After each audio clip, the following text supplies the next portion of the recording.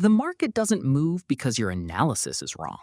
Sometimes it moves because thousands of traders are trapped in the same idea. You mark a perfect support level. You enter the trade. You place your stop loss just below it. Price drops, hits your stop almost perfectly, and then moves exactly in the direction you expected. So here's the question. Is the market really hunting your stop loss, or is something much bigger happening behind the scenes? In this video, we're going to change the way you look at price forever.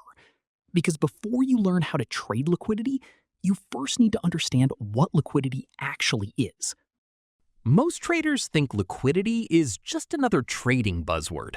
They hear people say things like, the market is grabbing liquidity, smart money is hunting stops, liquidity was taken. But almost nobody stops to explain what liquidity actually means. So let's make it simple. Imagine Bitcoin is trading at $60,000. A large institution wants to buy a massive position worth hundreds of millions of dollars. Can they simply click the buy button and enter the entire position at once? Probably not. Why? Because there may not be enough sellers available at that exact price. If they try to buy everything immediately, their own orders could push the price higher before they complete their position. So what do they need? They need a market with enough opposite orders. They need sellers willing to sell, and enough liquidity to execute their orders without causing extreme price movement. This is why large participants pay close attention to areas where many traders have placed their orders. Now, here's the part that changes everything. Most retail traders think liquidity only exists above old highs or below old lows. Those areas are certainly important, but liquidity is much broader than that. Every time traders make similar decisions, liquidity begins to build. If thousands of traders place their stop loss below the same support, that area contains liquidity. If thousands of breakout traders place buy orders above the same resistance, that area also contains liquidity. The chart isn't just showing candles. It's showing where people are making decisions. And wherever large groups of traders make similar decisions, liquidity naturally starts to form. Now, here's the question that really matters. If liquidity is simply a collection of orders, why does price keep moving toward those areas? Many traders believe the answer is simple. They think the market moves because it wants to stop them out. But that's not the best way to think about it. The market doesn't know who you are. It doesn't care about your individual stop loss. What matters is where large groups of traders have placed their orders.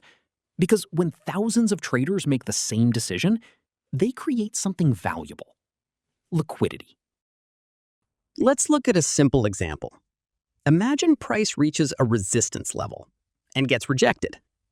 Next time, it returns to the same level and gets rejected again.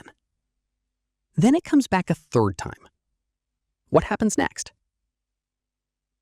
More traders start noticing that resistance. Some decide to sell every touch. Others say, if price finally breaks above this level, I'll buy the breakout. Without realizing it, both groups are placing orders around exactly the same price. One group is placing sell orders. The other group is placing buy stop orders above the resistance. And almost everyone is hiding their stop loss in predictable places. Can you see what's happening? That single resistance level has now become much more than a line on the chart. It's becoming an area filled with orders. In other words, it's becoming a pool of liquidity. This is why experienced traders don't only ask, where is resistance? They ask, where are most traders likely placing their orders? Those are completely different questions. And once you start asking the second question, charts begin to look very different. Instead of seeing random candles, you start seeing areas where buying and selling interest is building. That's the first major shift in perspective. Price doesn't just react to lines.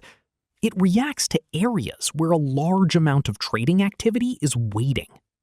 And this explains something that confuses many traders. Sometimes price breaks above resistance, triggers breakout entries, hits the stop losses of sellers, and then suddenly reverses. Does that mean every breakout is fake?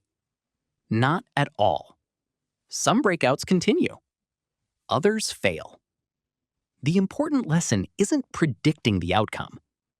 The important lesson is recognizing why that area attracted price in the first place. Because before the market makes a significant move, it often passes through areas where liquidity is concentrated. And once you begin thinking in terms of liquidity, you'll stop asking, where should I draw my next line? Instead, you'll start asking, where is the market most likely to find enough orders for its next move? Now, let me leave you with one final idea. Most traders spend years trying to predict where price will go next. But the better question isn't, where is price going? The better question is, where are traders placing their orders? Because every order represents a decision. And when thousands of traders make similar decisions, those decisions leave footprints on the chart. That's what liquidity is really about. Not magic, not manipulation, not a mysterious force controlling the market. But here's something even more interesting. Knowing where liquidity exists is only half of the story. The next question is, can liquidity actually be created? Can the market encourage traders to place their orders in specific areas before making its real move? That's exactly what we'll explore in the next video. We'll break down the idea of liquidity engineering, and you'll see why some of the cleanest looking support and resistance levels can become the biggest traps on the chart. If you enjoyed this lesson and found it useful, don't forget to like the video and subscribe. Thanks for watching, and I'll see you in the next one.